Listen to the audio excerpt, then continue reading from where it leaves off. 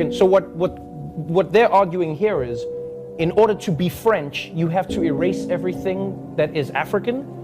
Because what do they mean when they say that? Our culture, our this, like so you cannot be French and African at the same time, which I vehemently disagree with. Like, this is what I find interesting, is like, when I read stories from Africa and when I watch what politicians say, especially in France, about African migrants, when they are unemployed, when they may commit a crime, or when they are considered unsavory, it's the African immigrants.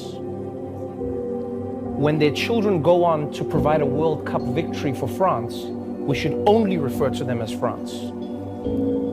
And we even saw it with that African man who climbed the building to rescue the baby. Do you remember that?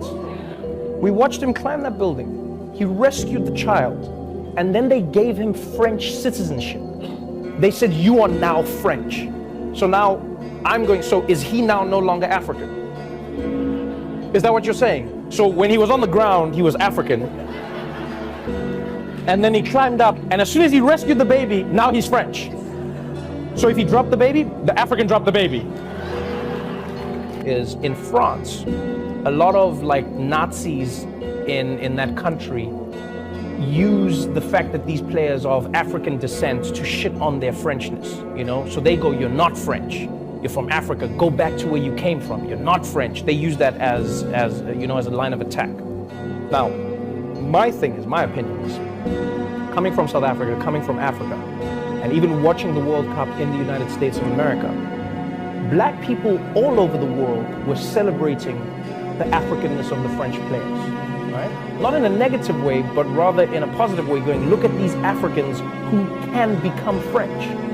You know what I mean? It's a celebration of that achievement. And so this is what I find weird in these arguments, is that people go, they're not African, they're French. Then I'm like, why can't they be both? Right? What? When I'm saying they're African, I'm not saying it as a way to exclude them from their Frenchness, but I'm rather using it to include them in my Africanness. I'm saying, I see you, my French brother of African descent. Do you know what I'm saying? That's what I'm trying to say. When somebody else says it the other way, you can use the same line in different ways. People are like, so it's different? Yeah, it's different. It can be different. It's like somebody saying, oh, so if you play with your naked child, that's a problem, but if I do it, I'm a pedophile? Yeah. There's a big difference. There's a huge difference. So I will continue to praise them for being African, because I believe that they are of Africa, their parents are from Africa, and they can be French at the same time. And if French people are saying they cannot be both, then I think they have a problem, not me. I don't believe that you need, and here's, like I say, again, with respect, I understand what the ambassador is saying. I'm not joining the attack, and I know, don't get me wrong, I know. There's like, you know, we live in a world where like nuance is something that is in short supply.